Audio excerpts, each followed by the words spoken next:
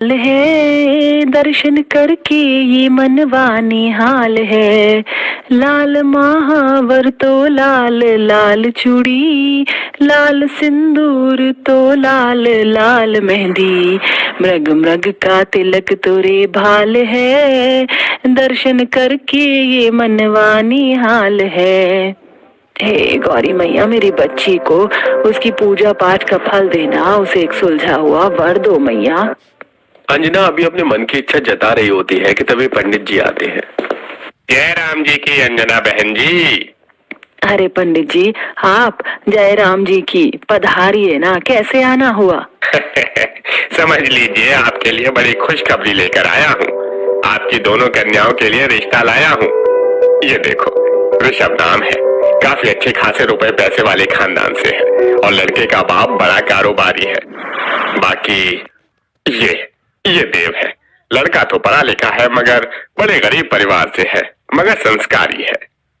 अंजना अपने पति दशरथ से बात करती है। अजी, आप क्या कहते हो? मुझे तो गरीब परिवार में बेटी ब्याहना उचित नहीं लग रहा। कितना भी हो तो बेटी का ससुराल मायके से तो ऊंचा होना चाहिए। अंजना बहन, आपकी दोनों बेटियों का भाग्य बड़ा बुलंद है। दोनों के ही ससुराल में सास नहीं है। ये सुनकर स्नेहा, जो कि खुले मिजाज और ख्वाबों की दुनिया में जीने वाली लड़की थी, खुश हो जाती है। माँ, मुझे ये रिश्ता मंजूर है। मुझे अनुज पसंद है। शादी के बाद मेरे अमीर ससुराल में नौकर चाकर होंगे और सास की चिकचिकबाजी नहीं होगी। कुमकुम बिटिया, तू भी अपनी इच्छा बता दे। पिताजी, माँ, जो आपकी पसंद है वही मेरी पसंद है। वैसे तो कुमकुम स्नेहा दशरथ अंजना की संतान थी, लेकिन दोनों के स्वभाव में फर्क था। स्नेहा खर्चीले शौक वाली लड़की थी, जबकि कुमकुम सहनशील, शांत और घर के कामों में कुशल निपुण थी। धूमधाम से दोनों की एक ही मंडप में शादी होती है। तभी स्नेहा के अमीर ससुर ताव से मूछें मरोड़ते हुए बोलता है, अरे समधी जी, विदाई कीजिए ताकि हम अपने घर की बहू को विदाई करवा के ले जा सके भाई। जी समधी जी, जा स्नेहा, बिटिया सदा खुश रहना। पिताजी। दशरथ रोते हुए स्नेहा को गाड़ी में बिठा देता है। वहीं कुमकुम के गरीब ससुर बड़े नरमी के भाव से हाथ जोड़कर विदाई लेते हैं। अच्छा भाई साहब, बहन जी अब इजाजत चाहते हैं, नमस्कार। कुछ देर में दोनों ससुराल पहुंचते हैं, जहां स्नेहा अपने अमीर ससुराल देखकर मन में ख्याली पुलाव पकाती है। वंडरफुल जी, वंडरफुल। मेरा ससुराल तो फिल्मी सितारों के बंगलों जितना बड़ा है। यहाँ दर्जनों नौकर चाकर होंगे और दामन चलने के लिए सास ननद भी नहीं। मेरी लाइफ तो सेट है। मेरे मन में तो लड्डू फूट रहे हैं। चलो बहू रानी, कलश गिराकर अपने ससुराल में गृह प्रवेश करो। जी ससुर जी। स्नेहा उल्टे पैर से कलश गिराकर अंदर आ जाती है, जिस पर ससुर सख्ती बरतते हुए उसे खूब सुनाते हैं। बहू, तुम्हें इतना भी अंदाजा नहीं है कि गृह प्रवेश दाहिने पैर से करते हैं। क्या सिखाया है तुम्हारी माँ ने तुम्हें? सॉरी पापा जी, गलती हो गई, क्षमा कर दीजिए। आगे के लिए ध्यान रहे कि तुम्हारा मायका नहीं ससुराल है, शासन का नाम होता है। और अब से पर्दे में रहना सीखो, टीहर में नहीं हो तुम। अपने अमीर ससुर की सालों पुरानी रूढ़िवादी सोच देखकर स्नेहा का मन टूट जाता है। मेरी तो कितनी इच्छा थी कि मेरी सास गृह प्रवेश करवाएंगी, मगर मैं तो सास बिन ससुराल में ब्याह कर आ गई हूँ, तो ससुर जी थोड़ी रस्म निभाएंगे। तभी कुमकुम देखती है कि राम प्रसाद कलश आलते की थाली लाकर दहलीज पर सजाते हैं। बहू, इस आलते के छाप दरवाजे पर लगा दो और दाएं पैर से गृह प्रवेश करो। जी बाबूजी। कुमकुम ने जैसे गृह प्रवेश किया, उसके ससुर खूब फूल बरसाते हैं। खुशी के आंसू उसकी आंखों से बरस रहे थे। क्या हुआ बिटिया, तुम रो रही हो? शायद मैं तुम्हारी सास की जगह नहीं निभा पाया ना? नहीं बाबूजी, मैंने तो कल्पना भी नहीं की थी कि मेरे बिना सास के ससुराल में इतना आदर सम्मान भरा गृह प्रवेश होगा। इस तरह दोनों का ससुराल में अगला दिन शुरू होता है, जहां अगले दिन दोनों ससुराल में पहली रसोई में व्यंजन बनाकर परोसती हैं। बहू, ये कैसी सब्जी बनाई है तुमने? मटर पनीर में कितना तेल उतरा हुआ है, मसाले भी ज्यादा है। यहाँ चीजों की बर्बादी नहीं चलेगी। पर पापा जी, मटर पनीर की सब्जी में थोड़ा ज्यादा तेल तो लगता ही है। बहू, तुम्हारा ससुराल पैसों वाला है, इसका मतलब ये नहीं कि तुम रज कर राशन का पानी ये खर्च करो। एक टाइम की सब्जी के लिए 50 ग्राम तेल बहुत है, समझी? और मैं ये तला भुना खाना नहीं खाता। मेरे खाते चूल्हे की गर्मा गर्म रोटी और सिलबट्टे की लहसुन और मिर्च की चटनी पीस कर लेकर आओ। पर पापा, स्नेहा ने इतने प्यार से बनाया है, सब खा लीजिए ना। क्या बात है बरखुरदार, अभी लुगाई को आए एक ही दिन हुआ है और जोरू के गुलाम बन गए। ये सुनकर ऋषभ अपने पिता के खौफ से सिर झुकाकर खाना खाता है। वहीं स्नेहा रोते हुए चटनी पीसती है। मेरा हाथ कितनी तीखी मिर्ची है, हाथ जलने लगा। अरे बहू रानी, कौन सी बीरबल की खिचड़ी बनाने लगी? 4 चूल्हे की रोटी बनाने में इतना टाइम लगता है। जी बना रही हूँ पापा जी। हे भगवान, मैंने ऐसा अमीर ससुराल चुनकर अपने हाथों अपने भाग्य फोड़ लिए। मेरा हाथ। रोटी बनाने में अंगीठी से स्नेहा का कई बार हाथ जल जाता है। वही गरीब बेटी के ससुराल में। क्या हुआ देव जी, आप बार बार पानी क्यों पी रहे हैं? सब्जी में मिर्च मसाले तेज हैं क्या? अरे नहीं कुमकुम बिटिया, बहुत ही दमदार दम आलू पूरी बनाई है तुमने। ला देव, तू नहीं खाएगा? ला, तू मुझे खाने दे। हरिप्रसाद जोटी तरफदारी करके तेज मिर्च का खाना खा लेते हैं, जिससे मिर्च कलेजे में लगने से तेज धसक लगती है।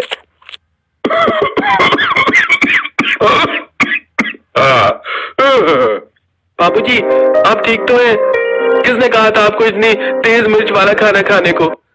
कुमकुम जैसे ही सब्जी चखती है तो रोते हुए कहती है, बाबूजी ये सब्जी तो मिर्च के मारे जहर है, आपने क्यों खाया?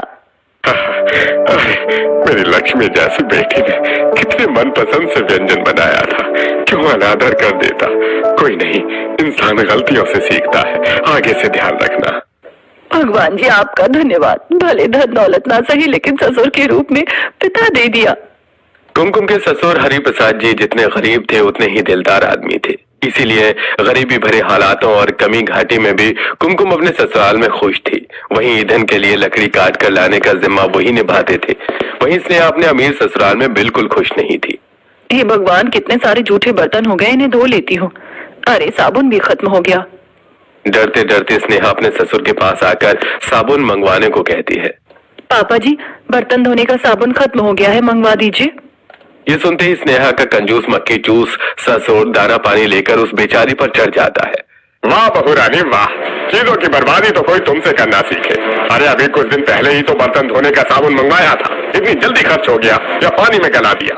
पापा जी पूरे 15 दिन के बाद साबुन खत्म हुआ है, 3 टाइप के बर्तन भी तो धुलते हैं। पल्ले नहीं दाने, अम्मा चली पकाने। अब तुम ससुर से जुबान लड़ाओगे? हैं? तुम्हारे माँ बाप ने यही सिखाया है। ये मुंह जोरी मुझको मंजूर नहीं है। जाओ चूल्हे की राख से बर्तन मांजो आज। वैसे भी पहले के जमाने में साबुन थोड़े होते थे, राख से बर्तन हीरे की तरह चमक जाएंगे। अब जाओ यहाँ से। स्नेहा अपने टूटे हुए मन को समेट कर राख से बर्तन धोने लगती है। तभी एक पतीले की तेज धार से उस बेचारी का हाथ कट जाता है।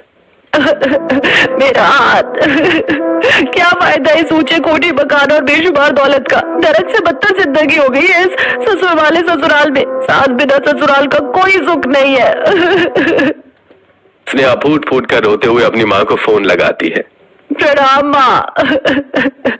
अरे स्नेहा बिटिया, कैसी है तू? अपने अमीर ससुराल में खुश तो है ना? मुझे पता है तेरे खिदमत के लिए तो नौकर चाकर होंगे, तेरे एक चुटकी बजाते आ जाते होंगे। क्या बात है स्नेहा, तू रो क्यों रही है बिटिया? तू खुश तो है ना? हाँ माँ, मैं बहुत खुश हूँ। मेरे ससुराल में यहाँ सब लोग अच्छे। अच्छा माँ, मैं रखती हूँ। कैसे बताऊँ माँ पापा आपको कि मैं अपने ससुराल में खुश नहीं हूँ? मुझे ले जाइए यहाँ से आकर।